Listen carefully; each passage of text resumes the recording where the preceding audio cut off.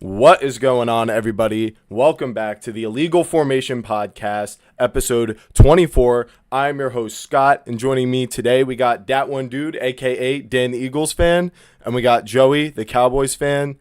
Joey, how you feeling after yesterday? Are you doing all right? I feel like a genius because unlike you two clowns, I didn't put Dallas in my top 10. Cope. All right, Dan, how you doing?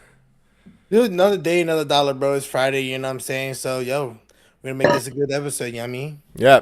Today is the Week 14 preview show, but we'll start by reacting to the Cowboys Lions game. It was a pretty big game as well.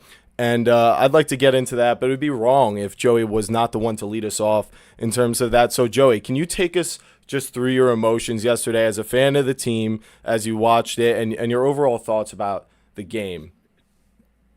So leading up to this game, I was pretty nervous the whole day, just going into it, only because for some reason people seem to be turning the page on Dallas, being like, hey, this team can compete, they Like can me. go on a little run. You two specifically were like, you guys were higher on Dallas than I was going into this week.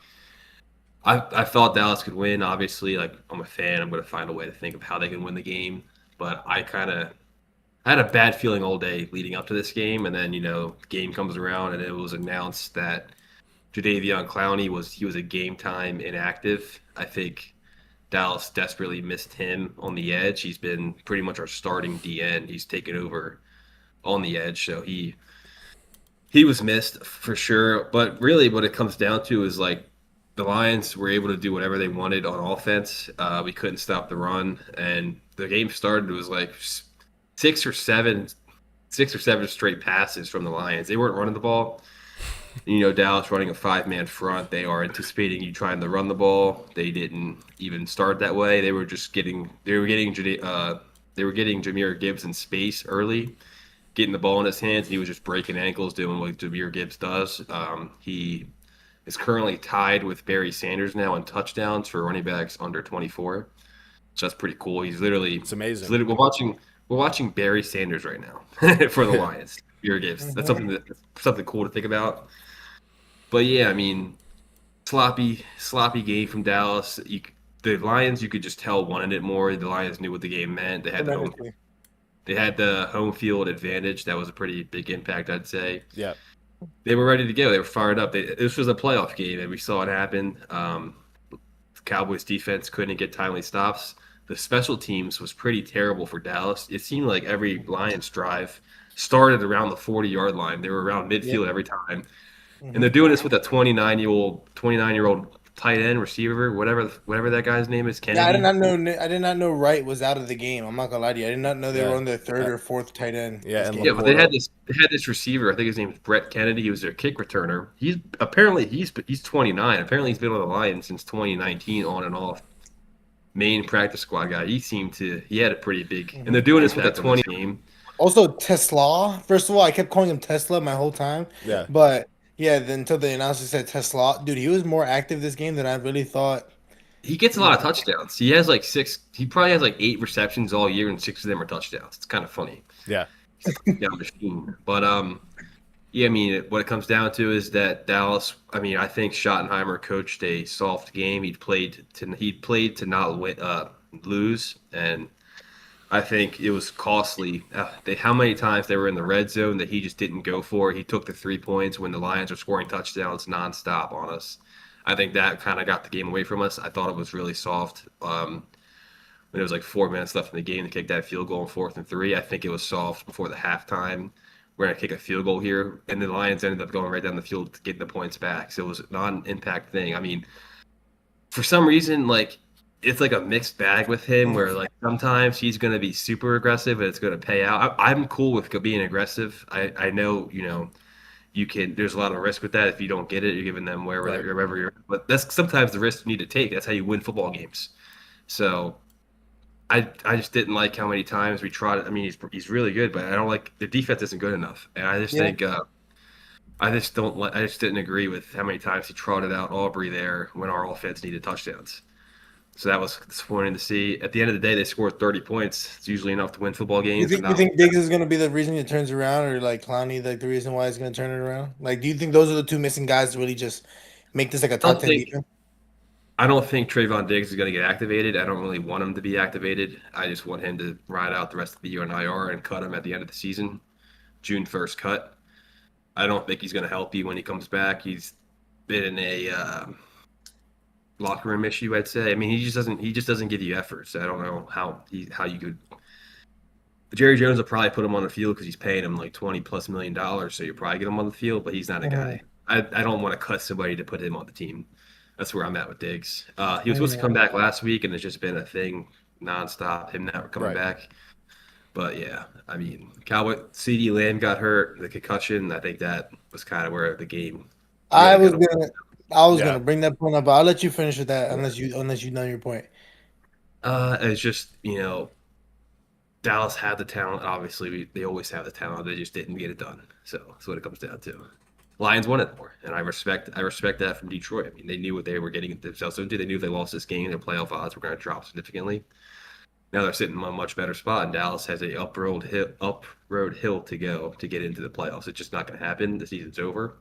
It's mock draft season in Dallas, so it's going to be fun to look into because we have 2 first-round picks. Both of them better be on defense. That's all I know. I thought you guys used one of your first round picks on Quinn Williams. It's a 2027 first. Oh, the 2027 first one. Okay. They have two this year, 2 next year, but their Jets will get the better of whatever team's picks better between Dallas and Green Bay next year. I think it was a smart trade, obviously, because I think they're going to go all out in the offseason, plus the 2 first-round picks to help you out for next season. Those trades were all about next season anyway. It was just cool to see that they were making a push for this year, but it's just they left too many games on the table this year. Couldn't finish games. Defense was a liability most of the season. They played well the last few games. Yeah. Clowney wasn't there this week, and that had a much bigger impact than I could have anticipated. Kenneth Murray is still the worst football player I ever watched. He is still. When I saw Gibbs on that little Texas route in and out, and he flipped it off, and he just went, bro. I saw Murray look at me like, I don't know what the fuck you want me to do, chat. Like, I think there's 3 big needs for this team, and I think they need a defensive end who's a stud, first round pick. I think they need a middle linebacker who is can lead your defense. I think there's no way. Kenneth Murray is on a 1-year deal. He's done. He's not going to be back. Logan Wilson you can cut and not have any money against you. I think Logan Wilson is unfortunately cooked. He's really slow. What was the point of trading for him? Because you guys traded him from the Bengals. It was a 7th-round pick, wasn't it? Yeah, it was a 7th-round pick. Nothing. It was a throwaway. It was a throwaway pick just to see what he had in him. But he's a smart football player. He's in the right spots. But when it comes to speed and all that, he is just cooked with Blake his legs. Martinez. Yeah, he just can't run anymore. Don't you dare say Blake Martinez was actually making the plays for the Giants those years. He was the same type of player, though, where he was smart, but he did not have the athleticism to, chase someone up the seam in coverage or, chase down a Gibbs in the open field. It looks nice, but I'd rather just get a more talented player and coach him up. And if I can't move on from him in 2 years. Yeah, but there was a player like that called Luke Kuechly at one point. That's Luke Kuechly is what I'm talking about. He was 6'3", 250, and ran a 4.5. What you're saying is the comparison to Kenneth Murray. Kenneth Murray is everything you want from a physical standpoint in a linebacker, like the build and everything. But he doesn't have the mind of what it takes to play linebacker. Where Logan Wilson has that mind, but he doesn't have the physical. He doesn't have the physical traits that Kenneth Murray has. Unfortunately, between the two of them, you have 0 linebackers. Correct. Yeah. So because we have Overshown. I think. Yeah. I kind of want to give Overshown. I think Overshown could play a middle linebacker, but he's not doing that, unfortunately. But he needs to. Then again, he just needs to get healthy and then play. He needs to finish the year healthy, have a healthy offseason, bring him in next year. Hopefully, that knee's even better. Yeah. Revel got picked on this game. This was the first game I noticed he was getting picked on. Oh yeah, he fell on that. He's playing corner. He's playing corner with a knee brace on, so that's kind of a tough thing. He's been really good for us up until last week. I don't really knock him for that. I still think he's going to be a really good football player.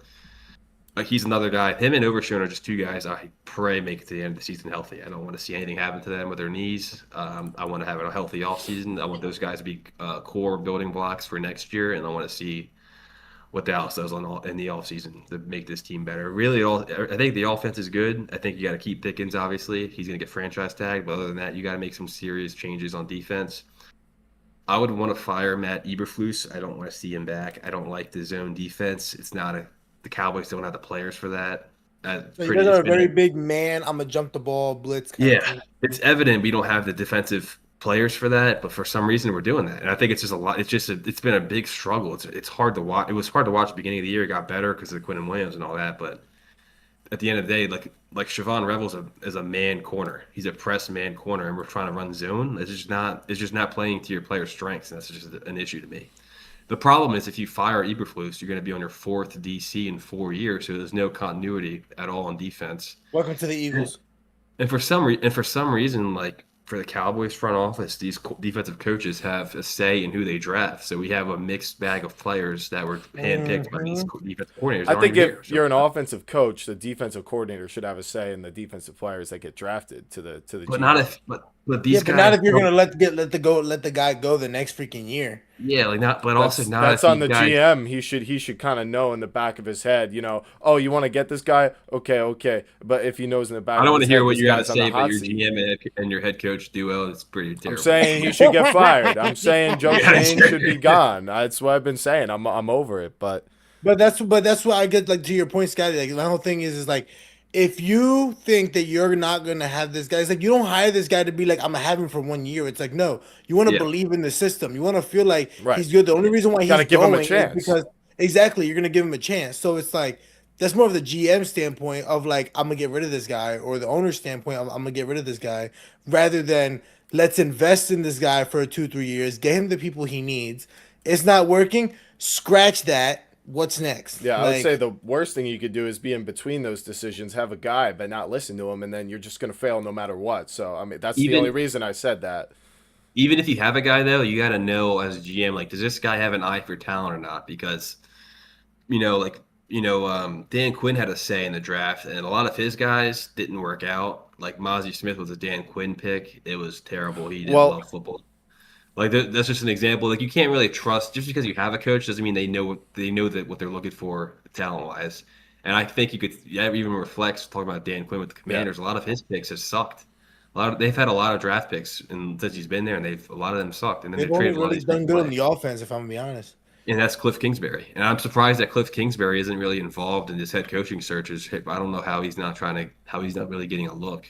But their own, But just coming back to the game real quick before we move on, I just want to add on a few things about where I thought this game had its turning point, because I felt like the Cowboys had so much momentum coming into this game, and they started slow, kind of like the Chiefs game, and I felt like, all right, that's all right, they can come back into this game, and this is the moment where it went wrong. It was 10-6, and Dallas, right after hitting a big play to CeeDee Lamb, runs a play-action play on first down that just gets completely blown up. And Dak tries to scramble, and he ends up throwing it backwards, and it's recovered by Ferguson for like a 15-yard loss. Fast forward to 3rd and 21, and they're just trying to get in the field goal range and make it 10-9.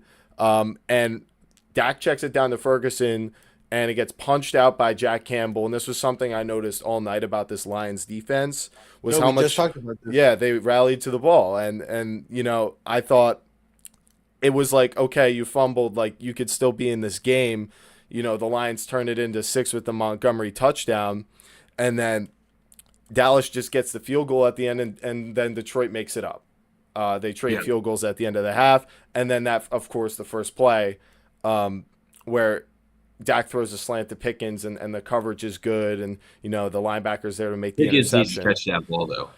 Yeah, Pickens, but the corner was his arm was in there. I'm not saying like it was impossible for him to catch it, and he is the type of guy you would expect to make the catch. But he jogged the route though.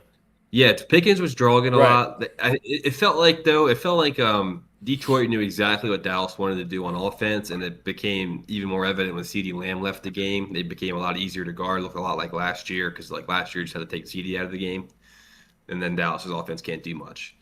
Yeah. Detroit overall just way more physical team. Another turning point too that was really the nail in the coffin was like the non-call for Jake Ferguson in that fourth quarter. Like it seemed like an obvious pass interference, and somehow it's offensive pass interference that kind of ruined the game. Because you get a touchdown there, you're only down 3 points, so you're still alive there. I just didn't like. I didn't like even though they did call that. I think you go for it. I don't think you take the 3 points because it's easier to get the 3 points if you get the stop defensively. Now you gotta allow no points to the Detroit offense. Yeah. But as we all know, I mean, it was just as we all know, Detroit just went right down the field. Well, also too throughout the game, there were also calls that I've seen that were against the lines that they should have had, but I was gonna say it went both ways. Completely so that's what it's like. As far as terrible the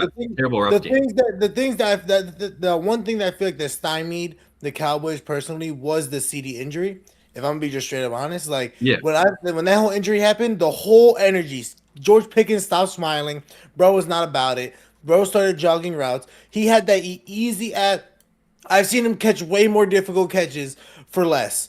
And that dude had an absolute bucket of a pass from Dak with pressure, and he just let it go. I think it was the Cowboys were just out of it after the injury, and they just were not about it. Now it's I guess now I'm curious, how does that go?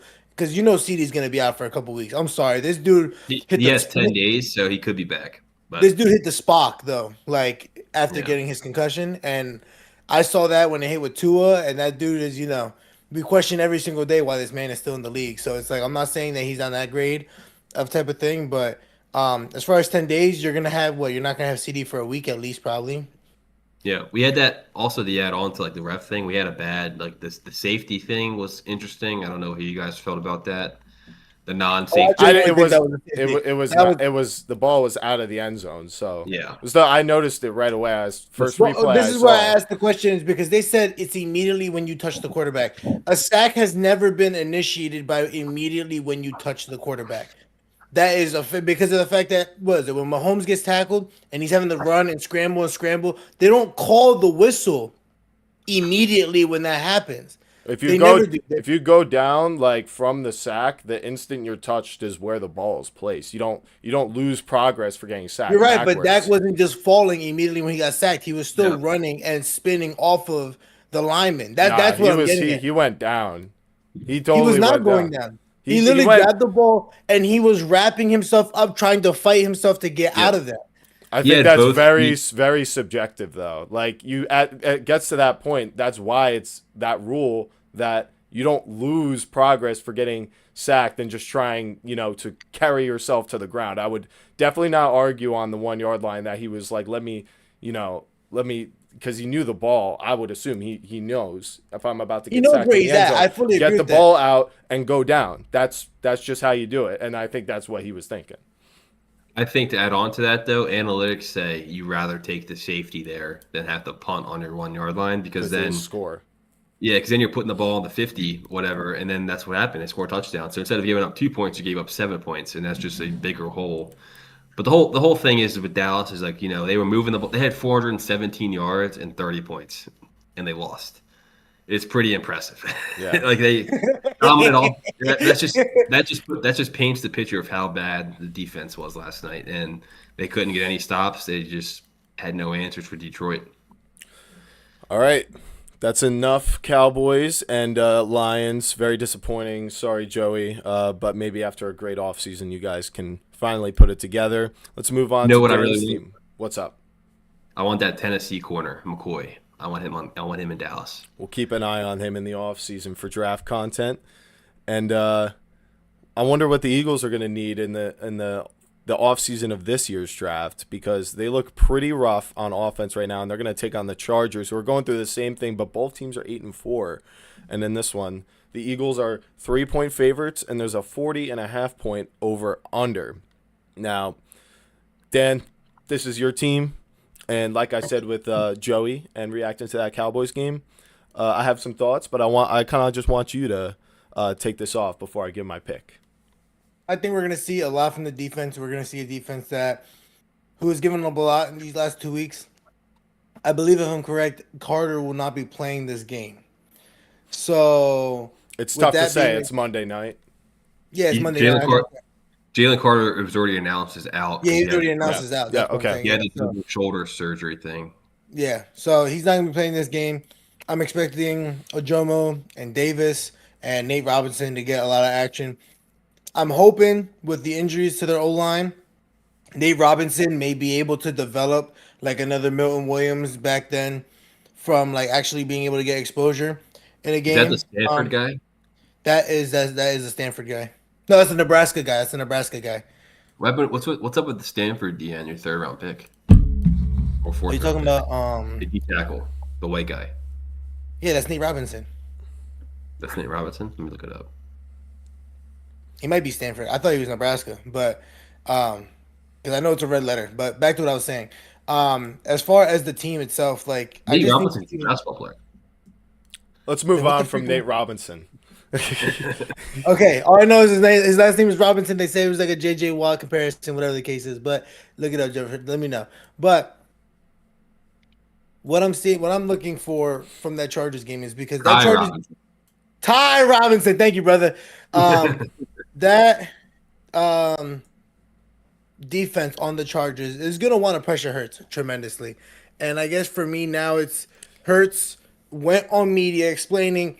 I went back to games and games and games from the past to be like, what am I doing wrong? What is going on? Dude is starting to be like, yo, I'm messing up, bro. Yeah. Like, I'm fucking up here, okay? Like, taking the responsibility. And I respect the shit out of that, which I genuinely feel like since he's never said that, a change is coming. Whether it's this game, whether it's one of the games in the future, what am I expecting from that? I think once you see the offense start developing, which I'll bet it probably will be this game, that I feel like the offense will find the rhythm, they'll find something going, and the defense will kind of follow that. And while people might say, oh, the Chargers are hurt and they're battered and everything, I think this is the game where they kind of start getting their footing. I never said it was going to be the Cowboys game or anything else because there was just something about that Cowboys game. Like I said, it was going to be a trap game. But in a game, in SoFi, in a dome, warm weather, to me, it's like a lot of things are going perfectly. While even though, yes, some people are hurt, I think this is where things are turning around because now they're going public saying yes, I take responsibility. My quarterback is physically saying I take responsibility. This is me. I am having to look back at shit because I'm like, what am I thinking? What were these coaches thinking and teaching me that I'm not seeing now? Because maybe, like you said, like he said beforehand, KP may not be teaching him or showing him things. He might be leaning more on Hurts and his experience to be figure this out and figure this out. Rather than Kellen Moore, Shane Steichen, who's taking people like Daniel Jones and Dak in the past to go be like, this is what you're looking for. This is where I need you to be at. This is what I need you to do. Now it's looking to me like they're depending more on Hurts to be like, you got it. It's your team. Figure it out. So you've mentioned that you think this game bodes well for Philly, where I think you could also say it bodes well for the Chargers because Hampton's back, and then you have no Jalen Carter. So, and it's their home stadium. So doesn't it bode inside for the Chargers just as well? Yeah, it could help their offense. They're in a similar position with they have injuries on the line, and I think that's a good point. Is that it's going to go both ways, and that's kind of how I wanted to frame this. Is that both of these teams, while they are 8-4 and really kind of locks for the playoffs, I think the Chargers have a rougher schedule down the stretch. The Eagles get the Commanders twice and the Raiders, and even though Daniels will be back, I still think the Eagles are a much better team than the Commanders. So I think they could kind of afford to lose this game, and I think a lot of the inconsistencies on offense is really dependent on the health of Lane Johnson, who's not going to be back in this one. So even though they are going to be inside, and I think it should sort of raise the floor of what the offense can do, I think it's going to be through the run game with Saquon, because this Chargers defensive line isn't really that talented, and although they're well coached, I just think if there's something that's going to break right for the Eagles offense in this game, it's going to be the running game. I don't think it's going to be Jalen Hurts, because although a good running game might help kind of take some of the pressure off and open up the passing game, I still think the the Chargers will be able to get him under pressure. And I mean, he looked completely lost against the Bears defense last week. So I understand that's outside, but in this one, how much is it going to change them being inside if he's not mentally processing things correctly? It's tough to say, but for me, I'm going to take the Chargers in this one, 20-17. For me, no. I definitely see Eagles trying to have some form of emphatic statement. I say Eagles 30-20. 30-20. So you think the offense really gets it going? Do you think it's going to be through the passing game? Yeah. I think the running game, well, yes, it could be great. I think at this point, like there's things that need to be proven. Like Saquon really doesn't need to prove much because he already did it last year. Mm-hmm. It's not the sense of like, oh, does he need to do it again this year? Nobody's looking for him to run 2,000 yards. They're looking for him to be useful in key moments. So I think in this case, it's more of is Hurts really the guy, or has he been blessed with good ass OCs in the time being to be able to like get it done really? So yeah, has this look inside the mirror for him? Has that helped him, or is it a sign that he is really feeling lost? I don't know. It's gonna go one of both ways in this one. I think if the Eagles lose, they'll still make the playoffs and they won't like lose out. But I think it's just gonna be bad mojo. So really big game for both teams. Joey, who do you think is gonna win this one, and what's your score prediction?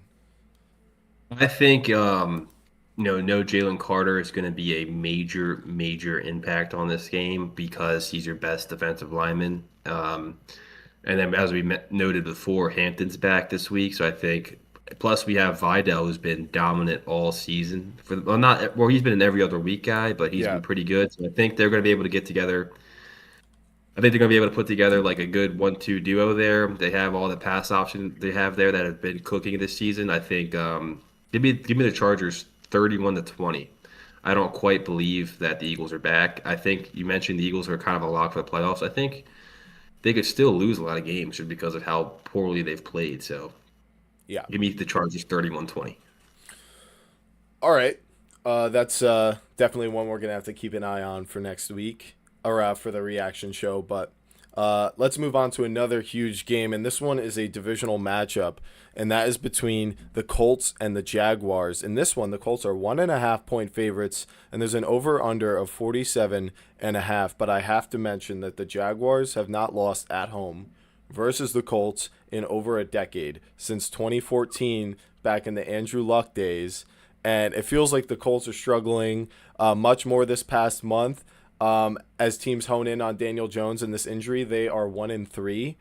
And the Jaguars, they've had some injuries, and Trevor Lawrence hasn't looked great really for a long time. But something about them just feels safer. And I think, if their defense with Trayvon Walker and Josh Hines-Allen can make Daniel Jones comfortable, I don't think Trevor Lawrence is going to have to be that spectacular for them to win this game. So I'm going to take them to win.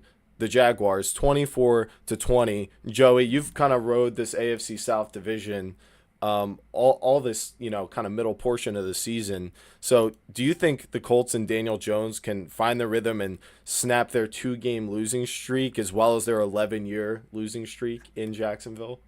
Did you mention the snap as in Daniel Jones's fibula and how that's currently broken? I think since the fibula Since the fibula injury, it's really limited his mobility. I think the offense has been somewhat broken since then. Maybe Jonathan Taylor hasn't been as dominant as we know. I think the Jags can run the ball. They have a nice little trio that they got going on, and it opens up. I think it opens up the passing game for Jacksonville. I like what Jacoby Myers has done in Jacksonville. I think Brian Thomas is playing this week, so give me the Jags 27-17. I think the Colts are going to struggle, as we know. The Jags own them, and I think the Jags are just going to ground and pound this game, chew clock, and score points. Is what I think. Danny, what's your prediction for this AFC South showdown? By the way, I failed to mention both teams are 8-4, and this is really going to make a big, difference in who gets first place in the AFC South. So, Dan, what's your prediction for this game? I feel like what gets me about this game over us because you guys always want to dog T-Law. But T-Law sucks. He's had one good playoff game where they came back and beat the Chargers. Other than that, he's him and Daniel Jones' careers are literally comparable. Nobody talks about how bad Trevor Lawrence is. It's so annoying.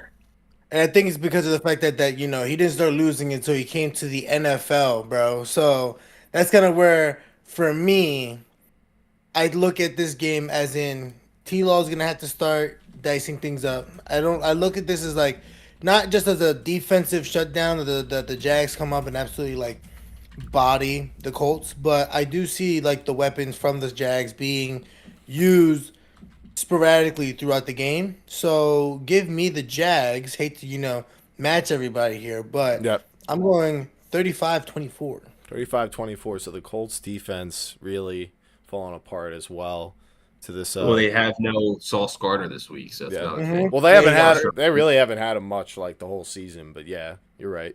Their 2 first-round picks are currently on IR right now. Yeah, Could he pay hurt? No, he means the ones they traded. Yeah. All right. Well, since we're all in agreement, I think it's pretty clear we all think the Jaguars are going to win, and that curse is going to stick around for one more year, which is pretty. I think you're wrong here, Scott. I think because we're all on Jacksonville, that means you guys listening go bet on the Colts. Well, way to believe in the squad. Hit the Colts money line. Hit the Colts money line. All right, yeah, it is. I'm not saying it won't be a close game. I have it 24-20. But yeah, I think we all agree for a reason. But let's move on to the next. We all agree on Dallas. Look how that turned out. All right, there's a lot. It happens all the time. But let's move on. Bro, you beat the Super Bowl champions and the Chiefs back to back. Yeah. I would give somebody hope too, personally. Yeah. There was a reason to move them very drastically because and I moved them up to 9. It seemed it was because of the trades and they're a whole new team. But we got to move on and talk about Bears Packers. This is an NFC North matchup, and the Packers are a half game behind this Bears team, and the Bears also technically hold first place in the NFC right now, which is pretty odd. But wouldn't have seen that coming. But in this one, the Packers are 6.5-point favorites, and there's a 44.5-point over/under. So Vegas expects that the Packers will win. Why is that? What do I think is going to happen? I just think this is a great test first for both teams. The Bears have done a great job running the ball all year. It's led them to the success that they've had last week. Both Swift and Monangai in their biggest test of the season versus the Eagles, debatably with the injuries they had, but they both went over 100 yards versus that defense, which was healthy. And this Bears defense, however, did have the benefit of playing that Eagles offense, which is struggling greatly last week. It's Toyota-thon, people. And Jordan Love is back, and he and the Packers put up 31 points on the Lions on Thanksgiving. And what the fuck did Toyota-thon have to do with it? Jordan Love is he always goes off during Toyota-thon. He's QB1 during Toyota-thon. Yeah, he is. Oh my God. Yeah. So when we get to the playoffs, it goes away, and we don't know what's going to happen. But yeah. So I think at least from the Packers offense, I expect them to do well in this game. As for the Bears offense, no Roma Dunze in this one, and he would have been huge as a physical wide receiver to attack these Packers corners. And without Luther Burden breakout. And I was gonna say, without him, Colston Loveland, DJ Moore, Luther Burden, and Zacchaeus are going to have to step up, and I actually think they can because of how weak these Packers corners have been. And I agree with the spread. Or I don't agree with the spread, but I do think the Packers are going to come away with this one. I think, Burden and DJ Moore, I don't really imagine them as much as ball winners, and it's not really like the tackling for the Packers corners that have been poor. It's been, the point of attack at the ball. I'm saying that wrong, but you know what I mean. They just get mossed. And without Roma Dunze, that was the Bears' guy for this. It's going to have to be Colston Loveland doing that if they split him out wide. But I'm taking the Packers to win this one 28-23. And Dan, I want to come to you for this one. You were the first one to hop on the Bears this season. Oh, damn right I am. Do you believe they're going to win this crucial matchup? Bro, listen, Ben Johnson, bro, listen, even seeing him play play the Birds and watching the offensive, wizardry, bro, with that play that he had, where it was Burden on a sweep, Swift coming up the middle, Monangai going on an out route, and Loveland making a post, I'm gonna lie to you. The Campbell looked like his controller died. Okay, and I love that freaking team, bro. But it's like that offense is gonna throw people off, and I think it's gonna throw the Packers off, especially with how fast they try to fly to the ball. And there's not really any poise, any like any control in terms of finding the ball. It's just like I'm just gonna go hit somebody kind of defense. But Ben Johnson's turned this like mojo around, and I think they're gonna take this ride that being the Super Bowl champs. They're gonna go into Lambeau and being like, guys, what can't we do? So yes, I'm gonna keep riding with the Bears, and I'm gonna take them 28-20. 28-20. I have some thoughts about that, but before I get to that, Joey, who are you taking to win this game, and what's your score prediction? Danny, I'm on the same side as you here. I think this is a big week for the Bears just to get this Packers thing off their back and prove to the NFL that they're for real. I think this is a huge exorcist type game for them. We saw last week they were able to run against good defenses. They can rely on their run game. Manunga has been a dominant guy. I think him and Swift play well off each other. And I think that, Rome's hurt, but I think this also opens up, the potential of Luther Burden taking this game over, which I think he has the ability to do. And Zacchaeus has shown in the past that he's a good third wide receiver. So it's like, yes. I think Luther Burden is going to be elevated into that wide receiver 2 role. I think he's going to get a lot of targets, and I think he is going to prove to Ben Johnson why he should be receiving the ball more. I got the Bears here. It's going to be a close game. Don't get me wrong. 31-30 Bears.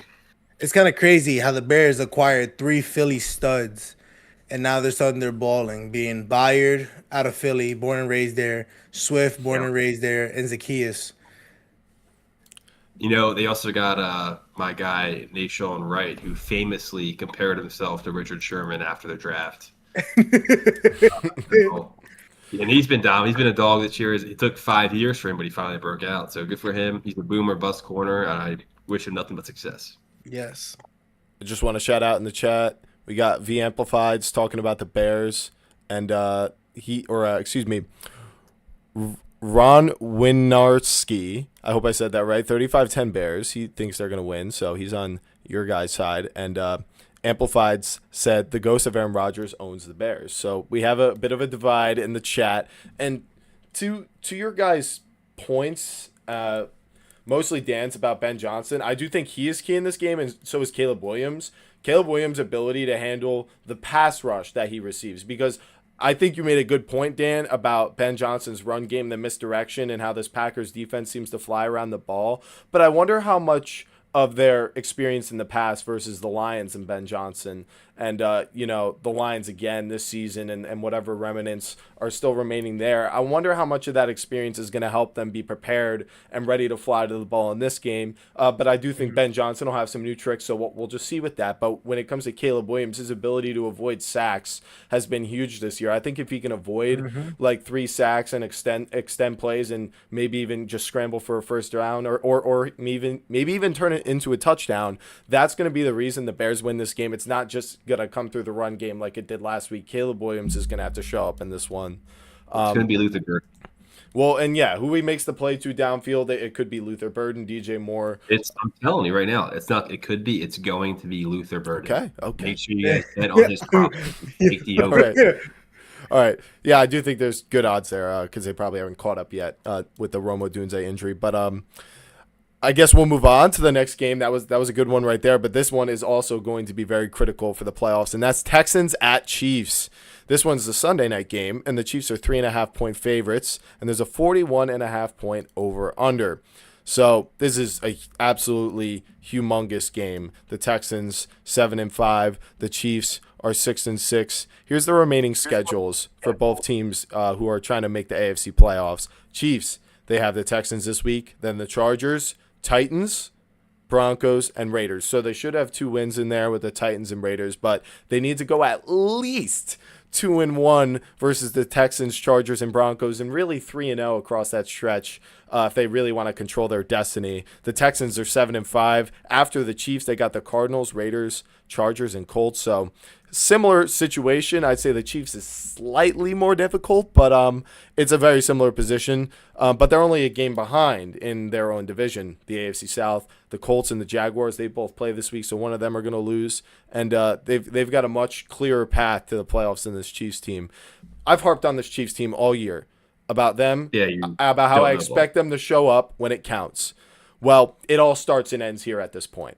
That anything after this is too late in the season to be considered showing up when it counts. You need to win this game because if you lose this one, you have an 11% chance to make the playoffs, and that's mostly because even if they win out, they could get someone with a record over them. It's far more likely. So to control their own destiny, they really need to win this game, like I mentioned before. And I'm going to bet on that to happen. I'm going to stick to my guns. The Chiefs will make enough plays on offense. Mahomes will be sharp in this one. None of that Thanksgiving black magic. We are in the later months of the season, December. This is when Mahomes is supposed to be at his best, so I expect him to win this game 24-20. Joey, you've hated my takes on this Chiefs team all year. This is their last chance to control their destiny. Am I wrong for picking them? Yes, you are. I do it.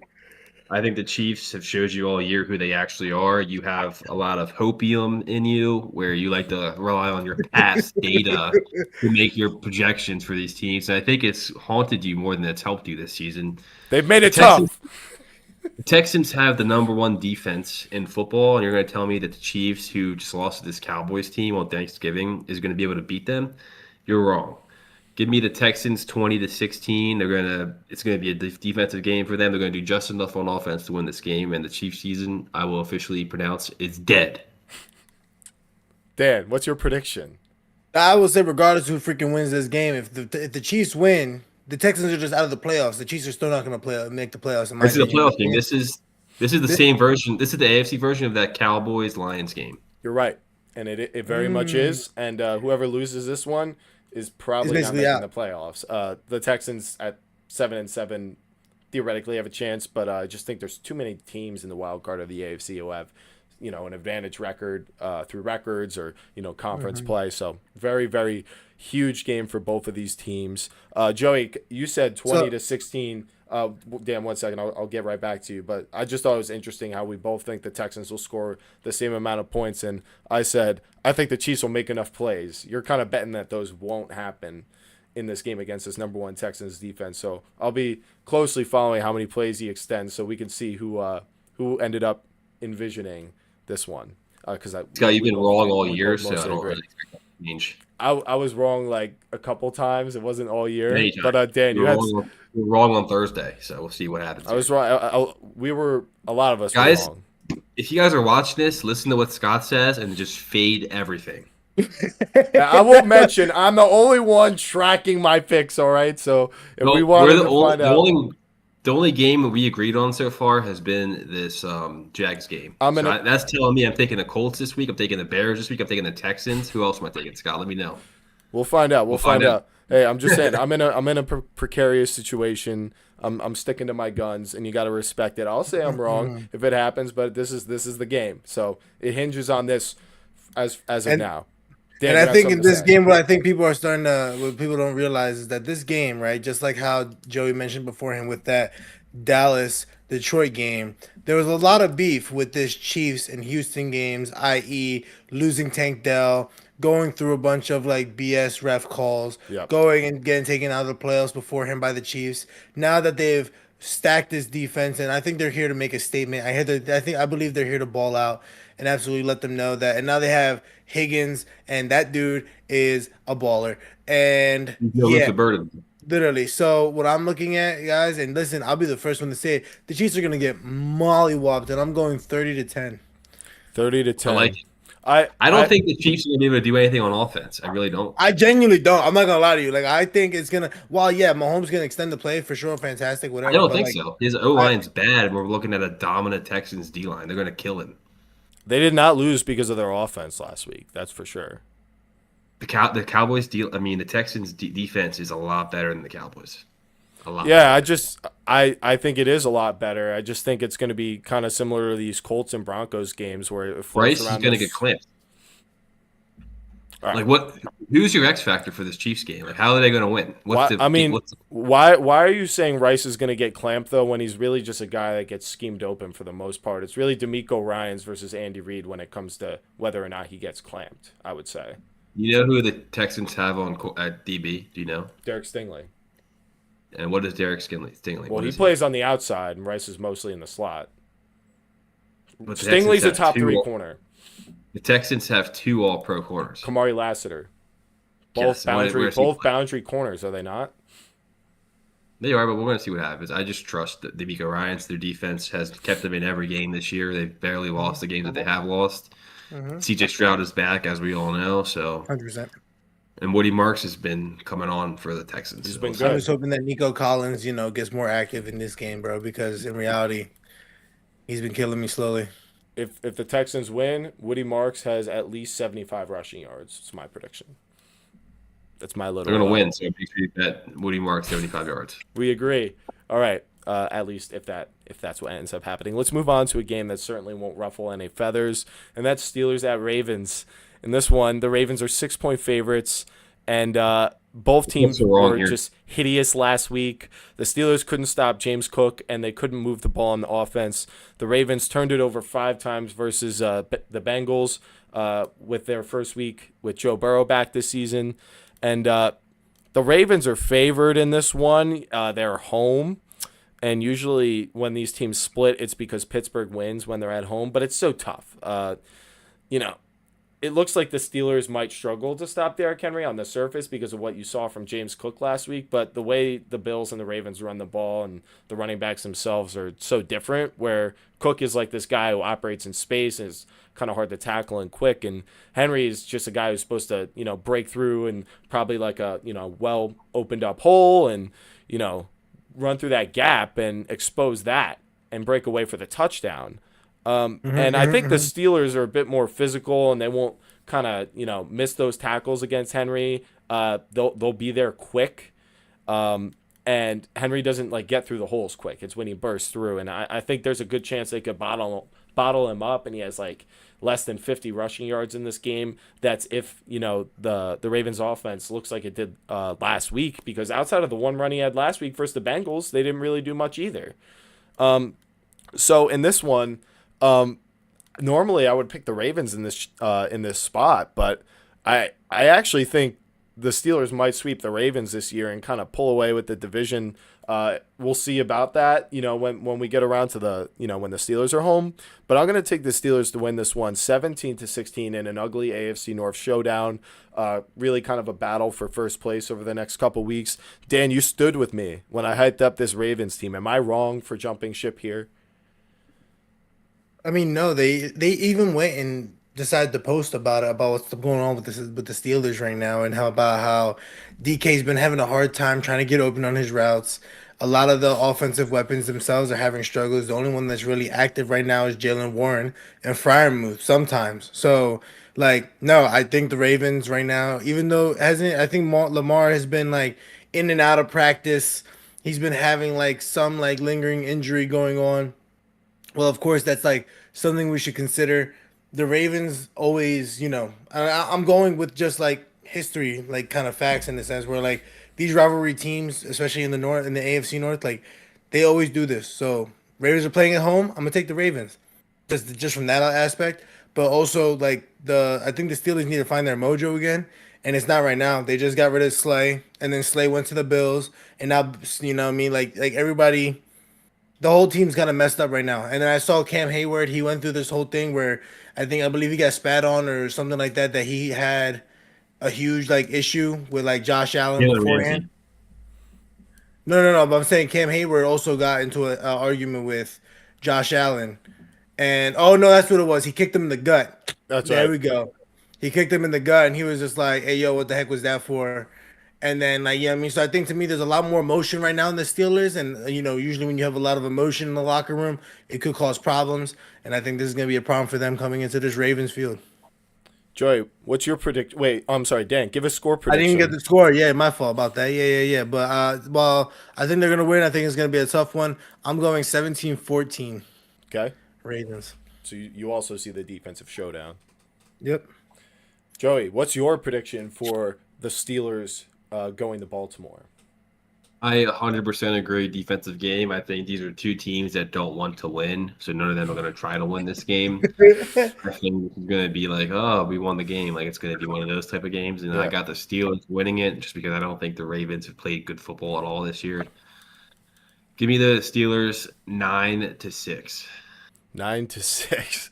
All right. No Well, touchdown. yeah, and Dan, I want to come back to your point. You know, we discussed both teams struggling offensively. I think the emotions there on both sides. I really do. You know, the frustration for the Ravens has been there this whole season. At least the Steelers have had a stretch, you know, of a little bit of levelness, and the defense has been exposed here and there. But they kind of have up and down games. And I think this is going to be one of their good games, just based on the past. You know, they always show up for this Baltimore game, and you know, I can't stop thinking about how if Lamar had in the Ravens offense had 5 turnovers versus the Bengals defense, what's going to happen in this one? The Steelers offense can suck. If they get handed the ball at the 10-yard line like the Bengals did, they're going to score points and win this game. So that's just kind of why, you know, I guess you have more faith that you know the Ravens will course correct. And they'll play clean, and you know they'll kind of find their way into winning this game. But do you feel any sort of way about the comments I just made about the turnovers and the Ravens offense? Well, I don't think it's more about the Ravens offense and like, you know, the productivity. I think it's going to be on the offense for the Ravens side of it. I think it's going to be more of the errors that occur on the Steelers side of the offense. They've already explained about they've had the issues beforehand, and I think the Ravens defense, while they're definitely like maybe average, if not below average, of a defense that they may be, yeah, thank you, Joey. They may be able to go and capitalize on these errors and issues that they're currently having with, I guess, like, again, like I said, in the emotional state how the Steelers are. So for me, I think the Ravens defense may put them in positions where the Ravens offense, will just be able to capitalize and maybe pick up that momentum. Like, guys, we can do it. So that's kind of where I'm seeing with it. Yeah, no, I can't disagree with that. Seems like this one's going to come down to the turnover battle based on, you know, the defensive showdown and everything we explained about, you know, admirable field position. And that's all our takes for the really close games. The rest of these games have, you know, a bit larger spreads or just quite not as they're not as involved in the playoffs. And starting off is the Bengals and Bills. Scott, What's let me up? Stop you there. What's up? Let me stop you there. I want to go back to the Bears Packers game real quick. Okay. I just wanted to ask you guys, do you guys remember where the NFL draft was? Is it not in It was in Green Bay. It was in Green Bay. Do you guys remember what happened when Luther Burden got picked? No. Everybody booed? Everybody booed. Yeah, everybody shat on him. They were like, he's ass. They were like shitting on him bad. You know what was booing on him? The Bears guy came out and said, "You NFC North." You know who drafted him? You know who brought him in? You know who brought him in? You know who brought him in? Who? Seth freaking Rollins, bro. Yeah. But they all booed the pick. So I think that's even more fuel to this fire that Luther Burden's going to take off this week. Okay. Of course, it's going to happen in Green Bay where he got drafted and all the fans reacted. Like, the Bears got absolutely roasted and busted on the entire draft, and I think this is one of these games where it's like they're trying to shove it. Yeah, that's exactly what they're trying to do here. Yeah, it's I'm definitely not one to say, you know, I'm definitely not one to not play with like the idea of, you know, these scripts and storyline ways of I think it's a good storyline. Yeah, it's a good storyline, and you know, we'll see if Luther Burden score. I'll put in a bet for him just for you, Joey. All right, I'm putting $100 on him to score touchdowns. Okay, but, you know, everyone gamble responsibly. Yeah. All right, time for the more rapid fire score predictions for, like I said, the more I guess less consequential games this week. Bengals Bills. Joe Burrow is back. But the Bills' offense should be able to run the ball against this Bengals team. at least they look good on offense last week, so maybe this could be a high-scoring game. But the Bills are just this definitely will be a high-scoring game. Yeah, they're a far more well put together team, and I'm just going to take them to win 34-27. So some points coming from Joe Burrow and the Bengals, but not enough and not good execution down the stretch, and the Bills end up winning. Joey, who do you think is going to win? Would you ask me? Bills Bengals score prediction. This is the same kind of game to me that the Steelers-Ravens game is. I think these are two teams that just don't want it. They aren't good enough. Well, the Bengals ain't gonna make it to the playoffs. The Bengals are dead, but because the Bengals are dead, I think they're gonna beat the Bills here. That's exactly what I was gonna say. Damn it! And I got 27-24. And I got this game being a Jamar game. I'm seeing fantasy 38 points on their fucking dome. I think the Bills are going to get caught sleeping. They're going to get absolutely walked over, and they're going to get shocked by the world by, like, what the hell just happened? They're not going to be ready for the playoffs. They're going to be on their little stump just to go to the following week, whoever they're going to play, and beat them by 40 so that everybody else can get hype again. So, yes, give me the freaking Bengals 28-21. I just want to say how I was thinking about it after our top 10 video. I thought, we were a little harsh on the Bills. None of us had them on our list. They're in the playoffs. They're not winning their division, but they're 8-4. And, I just feel like, even if we feel they're not going to go win a Super Bowl, maybe we're letting that kind of influence us to think they're not still a top 10 team, at least right now when the league is so crazy. I do think they look like, not great. I think the Bengals will score, but I'm surprised you both took the Bengals to win. But I see why you say it. I think in the NFC we have the Giants. I think in the AFC we have the Dolphins. And the Bills lost to the Dolphins in the absolute worst, most horrific way I've ever seen the Bills lose this season. And the fact that we're sitting here being like, oh, is this something good? But the Eagles lose to the Giants, and it's like we should be getting sent to the nether realm without any hesitation. But the Bills got absolutely more recently destroyed. Too. Yes, more recently than the Eagles did. Right. Fair enough. Well, I didn't put them on my list. I was just saying I was thinking. No, you're right. I didn't either. I get that, but I guess to me it's just like that's where for me where it's like, oh, the Bills, man. Why do people shit on them? Yeah. It's like they do the same shit that everybody else does. We gotta shit on them. You're right. Yeah, no, I guess I just needed a little cold reminder of why we did that. So let's move on to the next game, which might be one of the games of the 2025 NFL season, and that's Titans at Browns. The Browns are 4.5-point favorites. This game does not matter for nothing. The over-under is 33.5. I'll tell you what it matters for. Tankathon. Right now, the Browns hold the 5th overall pick at 3-9. If they win this game, they'll be the 9th pick in the draft. That's pretty high or pretty low for them compared to what they're used to. And the Titans hold the number 1 overall pick, and the Giants have the 2nd overall pick at 2-11. So if the Titans lose this game, they'll have the same record as the Giants. And since the Titans have a harder strength of schedule, the Giants would have the 1st overall pick if the Titans won this game and everyone lost out for the rest of the season. So for Tankathon people, this one does matter. And I don't know. I think the Browns should win. I would love to see the Titans win. It still kind of gets Cleveland out of our way if they win. But ultimately, I'd definitely rather the Giants obviously get the 1st overall pick. So I think the Browns, their defense should be dominant in this game against this Titans offense that really struggles to do anything. They might have less than 200 total yards of offense. And just because of that and some turnovers, maybe a defensive touchdown, I'll take the Browns to win 24-17 because, they'll still let up some points because they're the Browns. Dan, what do you think is going to happen? What's your prediction? I think Myles Garrett's basically looking for the sack record. I think he's looking to acquire it, especially this game, if I'm going to be honest with you. If there's a bet for how many sacks Myles Garrett could get, I'll put 20. Like, this dude is going to freaking ball out this game, in my genuine opinion. And I think Shador is starting this game, if I'm right. Yeah. So you're going to get, the first battle. And this is basically just for, media, Instagram, TikTok people to just go off and be like, oh, let's make this film of the first rivalry of these two teams. So it's listen, while we're making fun of it now because they're absolutely not doing anything in the playoffs, give it about 4 or 5 years. I would love to see what these two teams look like with these two guys as their quarterbacks.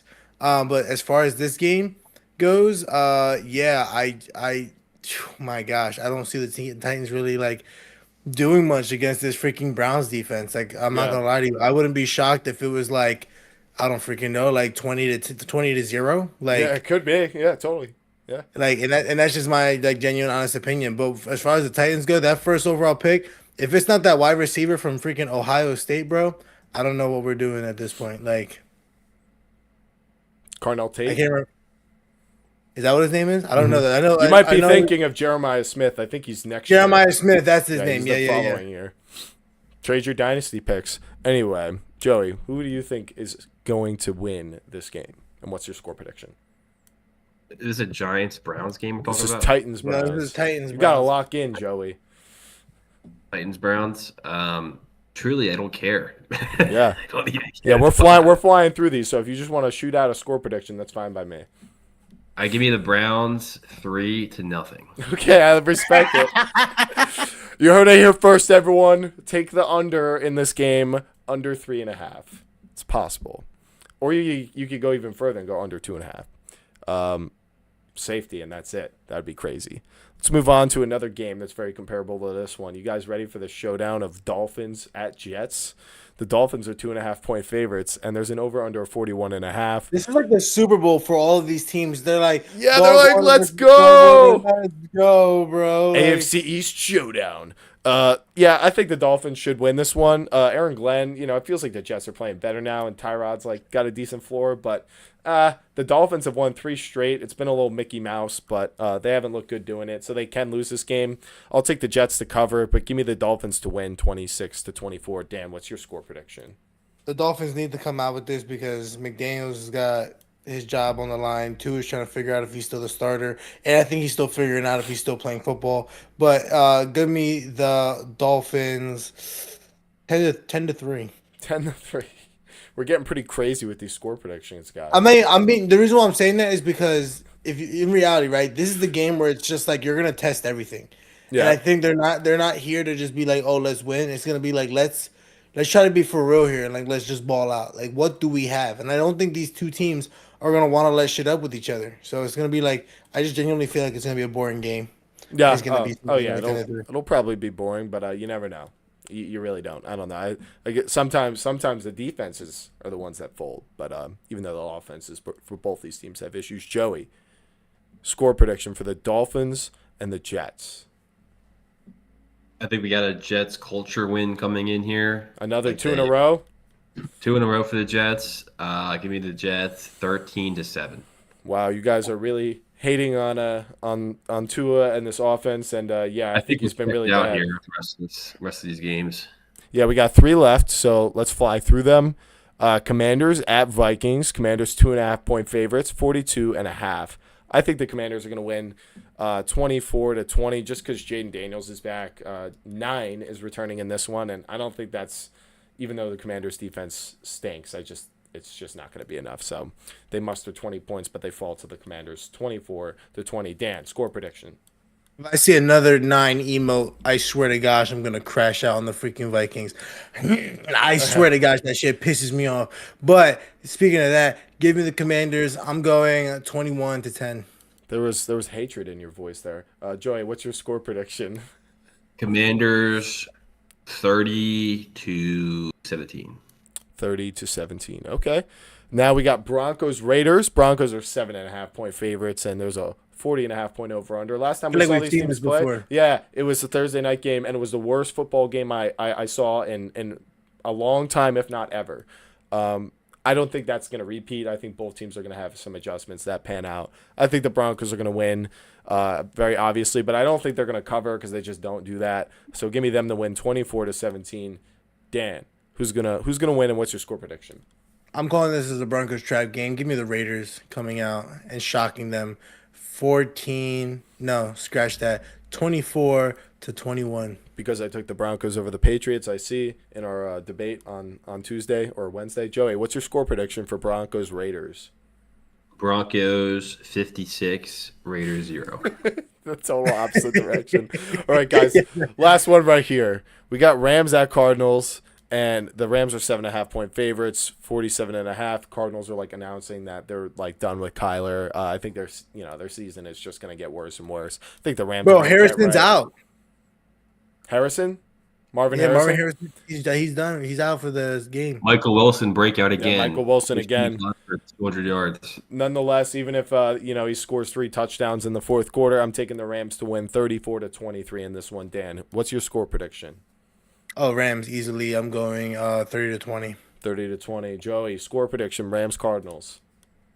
Cardinals 37, Rams 31. Okay. Joey has a very wild slate that I'm going to write down and track this week. I would love to see how many of these upsets he gets correct. It is that time of the year. It is week 14. Thank you all so much for watching the live stream of the 24th episode of the Illegal Formation podcast. Leave a like on the stream. It's huge for pushing it out to other people just like you. And if you want just a little bit of it, I'll be posting the clips of the topics up on the channel. And subscribe if you haven't already to keep up with it. Subscribe to Dat One Dude. Link in the description below. And I appreciate you all for watching. This was a fun show. Can't wait to see how week 14 goes. Guys, I'll see you in the next one. Dan, take it away. Guys, appreciate you guys for showing up. Appreciate you guys for showing up, man. Sunday, be here, be square, 7:30, like we always do it. What's it called? Right after the games, get yourselves prepped for the 8:30, 8 o'clock show. We're going to figure it out, but you're going to see the notifications. Discord is getting made. Don't stress about it. And I'm going to catch you on the next one.